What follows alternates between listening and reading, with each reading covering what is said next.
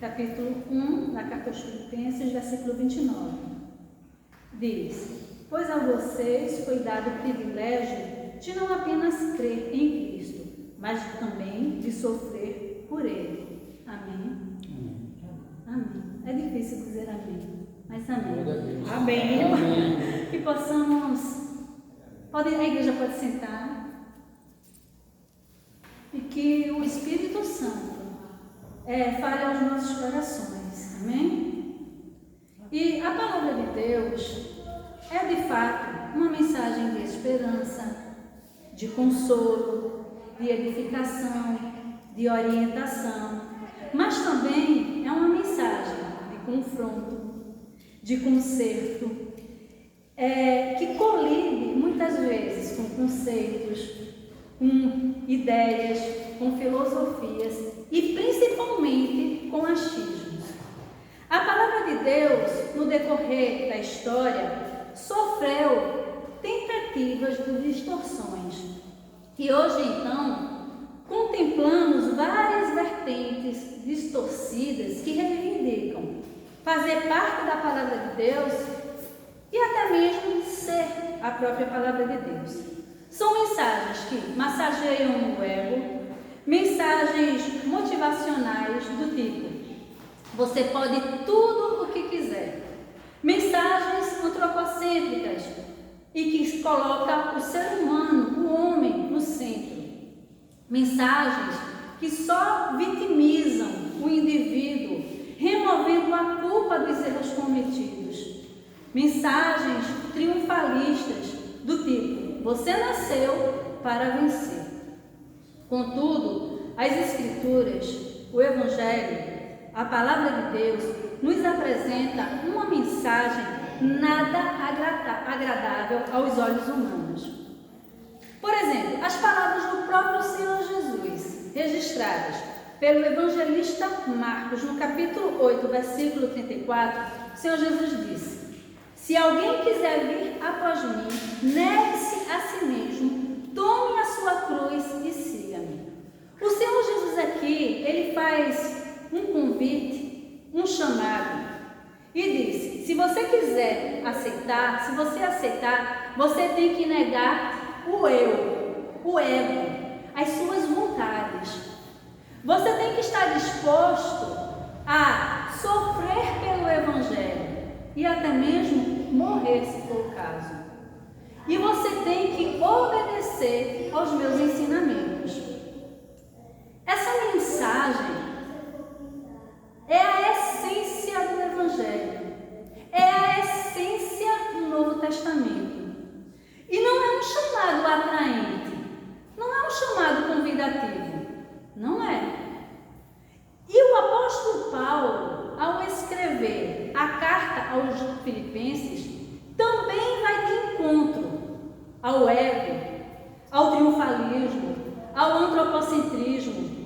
E lembremos que o apóstolo Paulo, quando escreveu a carta aos Filipenses, ele estava preso, como registrado no versículo 13 do capítulo 1, quando ele diz: estou na prisão por causa de Cristo. A igreja em Filipos, a qual o apóstolo Paulo escreveu, era localizada na província da Macedônia e era uma igreja extremamente pobre. Irmãos, a igreja em Filipos não era uma igreja simplesmente pobre. Lá na segunda carta aos Coríntios, no capítulo 8, versículo 2, fala que ela era extremamente pobre e passavam por perseguição semelhantemente ao apóstolo Paulo, conforme registrado no versículo 30 do capítulo 1, na carta aos Filipenses, quando o apóstolo Paulo diz: estão passando, se referindo aos filipenses, vocês estão passando pelo mesmo combate que me viram enfrentar e agora ouvem que ainda enfrentam. E esse combate era perseguição, era sofrimento. E diante da verdadeira mensagem do Evangelho, nos é proposto duas portas, uma estreita e outra larga. E aí, mais uma vez, o Senhor Jesus Diz, está registrado no Evangelho escrito pelo apóstolo Mateus, no capítulo 7, versos 13 e 14. Palavras do Senhor Jesus. Entrem pela porta estreita, pois larga é a porta e amplo o caminho que leva à perdição, e são muitos os que entram por ela. Entrar pela porta estreita seria mais convidativo? Não. O convidativo é a facilidade da porta larga. Por isso o Senhor Jesus disse que muitos entram por ela, mas o destino é a perdição. Mas o Senhor Jesus continua dizendo no versículo 14 do capítulo 7: como é estreita a porta e apertado o caminho que leva à vida, são poucos os que a encontram. A porta, o caminho que leva à vida, à eternidade, é um caminho difícil, é uma porta estreita. Por isso são poucos que a encontram. Noutras palavras, a porta estreita representa as renúncias, o abrir mão das próprias vontades, o abrir mão do eu, sofrer por Cristo, estar disposto a morrer por amor a Cristo, por permanecer fiel ao Evangelho. A porta estreita representa andar em obediência com a palavra de Deus. A porta estreita representa uma vida de santificação e perseverança na caminhada cristã. Já a porta larga representa o ego massageado, o eu massageado, o ouvir o que quer, não o que precisa. A porta larga representa a ausência de limites, a ausência de regras, a libertinagem em nome de uma graça barata. E o versículo 29 do capítulo 1 da carta aos Filipenses nos apresenta dois privilégios como cristãos. E o tema da nossa mensagem é privilégios da vida cristã, de acordo com o texto de Filipenses. E o primeiro privilégio da vida cristã que nós encontramos na carta aos Filipenses, no capítulo 1, versículo 29, é crer em Cristo. Esse é o primeiro privilégio da vida cristã. Como está escrito na parte A do versículo 29 do capítulo 1. Pois a vocês foi dado o privilégio de não apenas crer em Cristo. E eu quero chamar a sua atenção para a afirmação. Pois a vocês foi dado o privilégio de crer em Cristo. Primeiro privilégio, crer em Cristo. Quanto privilégio, quanta vantagem, quanta graça em crer em Cristo. No Evangelho escrito pelo apóstolo João, no capítulo 1, versículo 12, nos comunica: mas a todos quantos o receberam, ou seja, mas a todos quantos receberam a Cristo, deu-lhes o poder de serem feitos filhos de Deus, a saber, os que creem, creem em seu nome. Olha aí o privilégio de crer. O privilégio, a graça de crer em Cristo nos torna filhos de Deus.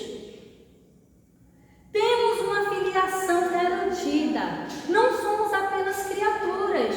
A partir do momento que cremos em Cristo, nos tornamos filhos de Deus. Somos filhos de Deus. Romanos 8,17, a partir desse versículo fala: se somos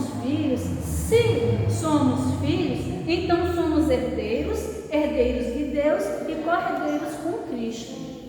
A primeira carta do apóstolo João, no capítulo 5, versículo 1, fala que todo aquele que crê que Jesus é o Cristo é nascido de novo. Ou seja, todo aquele que crê que Jesus é o Messias, é o enviado, é o Salvador, esse é nascido de Deus.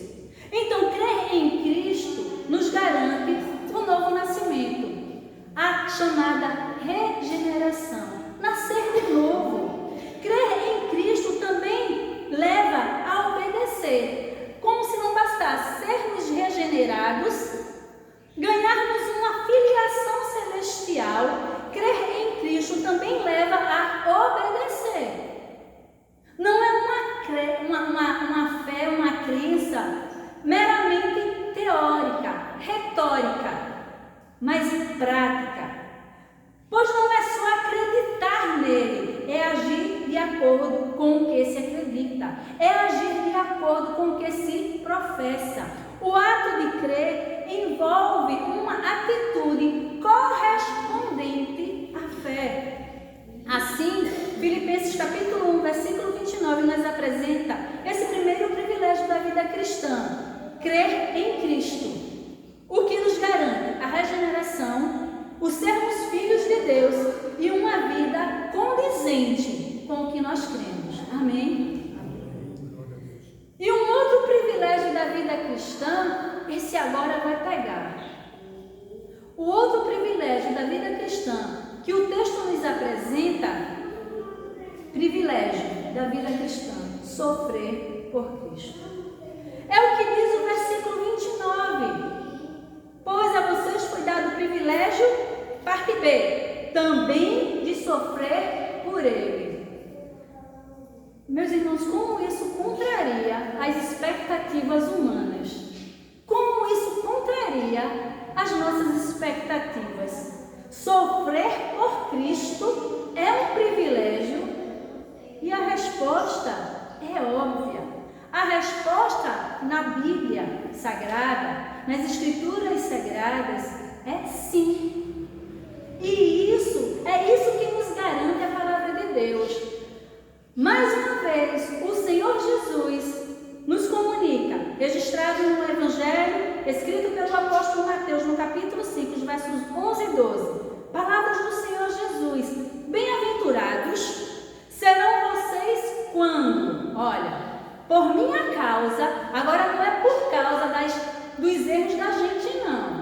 Não é por causa das escolhas da gente erradas, das escolhas erradas, não. Jesus diz: bem-aventurados serão vocês quando por minha causa, por causa dele, os insultarem, os perseguirem e levantarem todo tipo de calúnia contra vocês. Alegrem-se e regozijem-se, porque grande é a sua recompensa nos céus. O Senhor Jesus fala aqui que nós somos felizes quando formos perseguidos, insultados e caluniados por causa dele. Seremos mais que felizes, seremos bem-aventurados. O Evangelho, a palavra de Deus, as palavras do Senhor Jesus contraria a lógica humana. Porque o Evangelho, a palavra de Deus, está acima. Traz uma mensagem superior a esse plano, superior às nossas expectativas, superior a essa vida. Romanos capítulo 8, versículo 18, o apóstolo Paulo já entendia essa realidade, entendia essa verdade quando ele diz: porque para mim tenho por certo que as aflições deste tempo presente não são para comparar com a glória que em nós há de ser revelada. O apóstolo Paulo fala: olha, eu tenho por certo, eu tenho certeza que todo sofrimento, toda dificuldade, toda aflição que eu passo aqui nesta vida são pequenos, não tem como se comparar com aquilo que está reservado para mim ou para cada um de nós na eternidade. Como disse o próprio Senhor Jesus, lá em Mateus no capítulo 5, alegrem-se nos sofrimentos por causa do meu nome, porque grande é a recompensa nos céus. Tamanho privilégio, tamanha graça é sofrer por Cristo. Irmãos, não existe caminhada cristã sem sofrimento. Não existe caminhada cristã sem sofrimento. Não existe servir a Cristo e não sofrer. Segunda a Timóteo, a segunda carta do apóstolo Paulo a Timóteo, no capítulo 3, versículo 12, olha o que diz: e todos os que piamente querem viver em Cristo padecerão perseguição. Todos os que querem viver de forma reverente, obediente, piedosa em Cristo Jesus vão padecer, vão sofrer perseguições. É o que a palavra de Deus nos diz. 1 Pedro, a primeira carta do apóstolo Pedro, capítulo 4, versículo 16.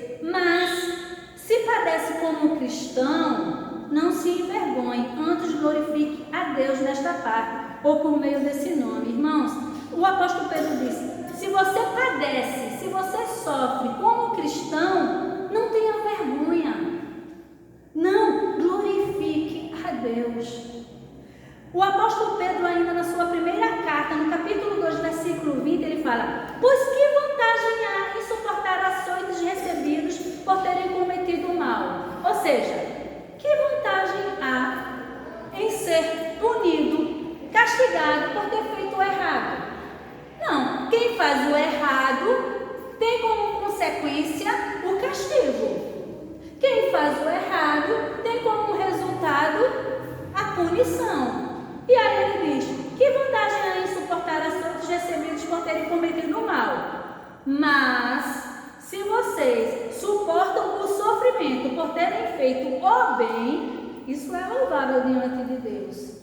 É louvável diante de Deus quando nós passamos por sofrimento e tem como resultado algum tipo de castigo. Isso é louvável diante de Deus.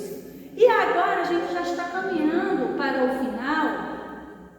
E eu quero ler o que está escrito em Romanos 8,17, lendo o versículo por completo, sendo que eu li só a parte A anteriormente. Pois esse versículo 17 do capítulo 8 aos Romanos reúne os dois privilégios da vida cristã. Ele diz assim: se somos filhos, então somos herdeiros, herdeiros de Deus e co-herdeiros com Cristo. Primeiro privilégio, crer em Cristo. Porque quando nós cremos, nós vimos que nós nos tornamos filhos. E quando nós nos tornamos filhos, nos tornamos herdeiros do Pai e co-herdeiros com o Filho.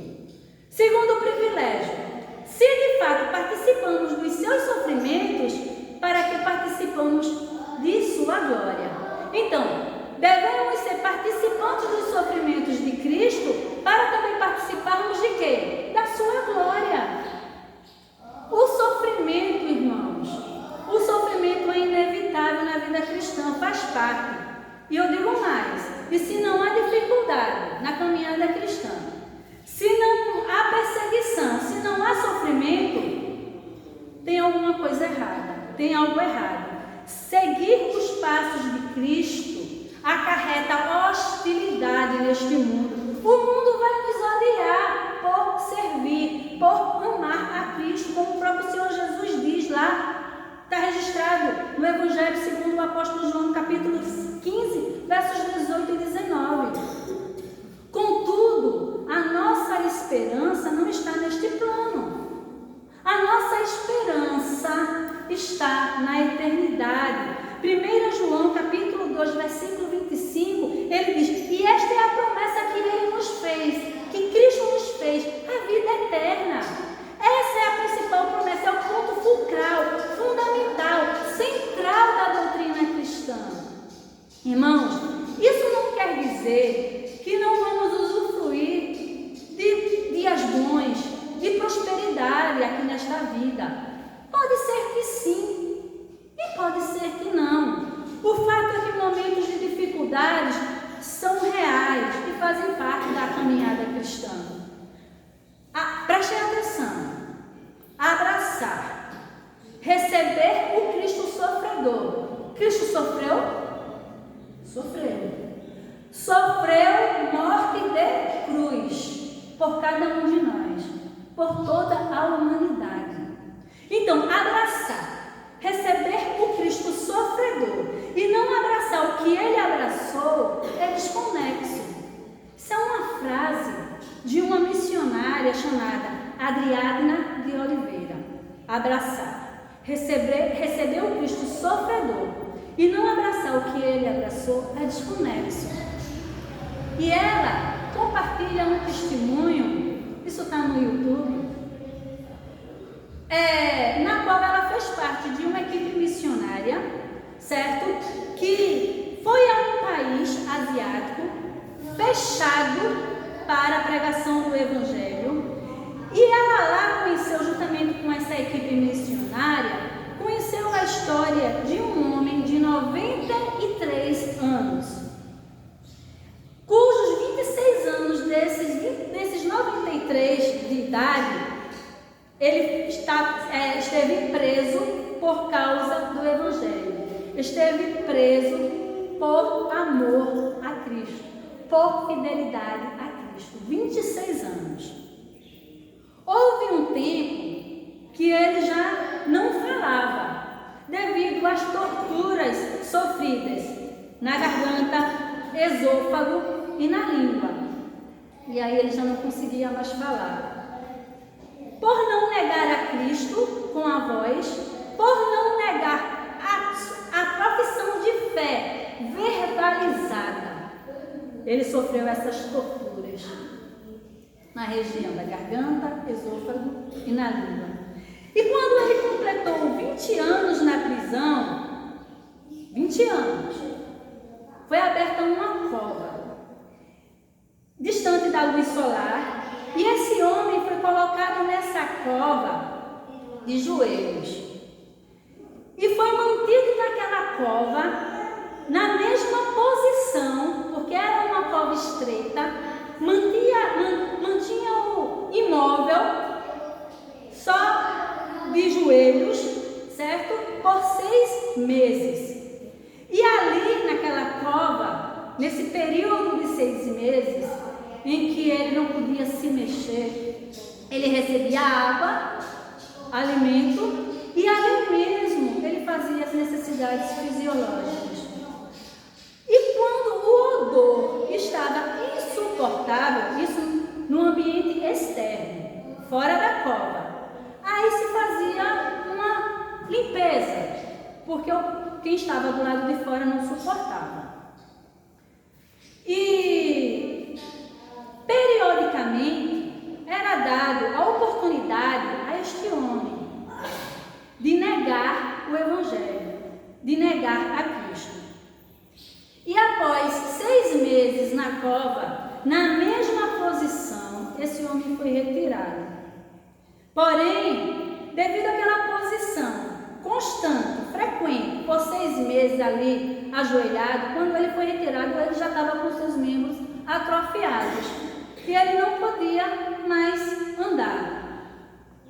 E o filho, que ele não via há 20 anos, foi visitá-lo. Na época da prisão, quando esse homem foi preso, o filho era uma criança. E na ocasião da visita, ele já era um homem, um jovem adulto. E quando ele viu o pai naquela situação deplorável, aquele jovem no desespero, no ímpeto, pediu: pai, nega Jesus, no ímpeto, no desespero. E talvez a gente condene a atitude dele ao ouvir esse relato, mas a gente se nós nos colocarmos na pele daquele rapaz, talvez a gente fizesse o mesmo. Ele pediu no ímpeto, no desespero. E quando o pai se deu conta que era o seu filho que estava ali diante dele, pedindo, clamando para que ele negasse a Jesus, ele, com muito esforço, ele ergueu a cabeça e disse: sim, eu amo a mensagem da cruz. Até morrer eu a vou proclamar. Levarei eu também minha cruz, até por uma coroa trocada. Essa foi a resposta daquele homem. E esse testemunho ele foi dado pela viúva. Esse homem morreu. A viúva desse mártir. Esse testemunho foi dado à equipe missionária. E esse é um relato dessa missionária, Adriana de Oliveira. Relato forte, irmãos. Muito forte. E nós temos dificuldades de conceber e compreender essa parte do Evangelho. Possivelmente pela nossa mentalidade ocidental. Acostumados a viver um cristianismo superficial, de facilidade, sem compromisso. Mas que peçamos a Deus para gerar em nós, através do seu Espírito Santo, a compreensão correta do Evangelho. Irmãos, Nós somos aqui, vivemos bons tempos, usufruímos de facilidade, mas existem cristãos do outro lado do mundo, não tão distante, talvez não tão distante, sofrendo pelo Evangelho, pagando com a própria vida pelo Evangelho, sofrendo torturas semelhantes como a deste homem de 93 anos, por causa do Evangelho, por amor a Cristo. E a gente aqui clamando por prosperidade, por triunfalismo, por vitória. Não sofrimento. Chega de sofrimento. Mas essa não é essa a proposta do Evangelho. Que peçamos a Deus para gerar em nós, através do seu Espírito Santo, a compreensão correta do Evangelho e disposição, se for o caso, de padecer pelo Evangelho. Os filipenses, eles não deveriam ficar perturbados por causa das experiências amargas, difíceis que eles estavam passando, como se Deus estivesse esquecido deles ou aborrecido com eles. Pois as provações que eles passavam, as dificuldades que eles passavam, eram uma dádiva da graça de Deus. E somente pela fé, irmãos, só pela fé, o sofrimento pode ser considerado um privilégio. E nós vivemos por fé. E aí eu fecho. A gente traz o desfecho com as palavras do apóstolo Paulo, que resume essa mensagem na sua segunda carta aos Coríntios, no capítulo 4, os versos 16 ao 18, quando ele diz: por isso não desfalecemos, mas ainda que o nosso homem exterior se corrompa, o interior, contudo, se renova a cada dia. Porque a nossa leve e momentânea tribulação, o apóstolo Paulo considerava as suas tribulações, os seus sofrimentos leves, ele assim considerava, e ele fala: porque a nossa leve e momentânea tribulação produz para nós um peso eterno de glória muito excelente. Ou seja, produz uma glória eterna que pesa muito mais do que qualquer sofrimento. E aí no versículo 18 ele fala: não atentando nós para as coisas que se veem, mas para as que se não veem, porque as que se veem são temporais, são passageiras, são efêmeras, mas as coisas que a gente não pode ver com esses olhos naturais, essas coisas são eternas, são prometidas para nós, para aqueles que permanecerem fiéis. Amém? Assim entendemos que nos foi concedida a graça, o privilégio, não só de crer em Cristo, mas também de padecer por Ele.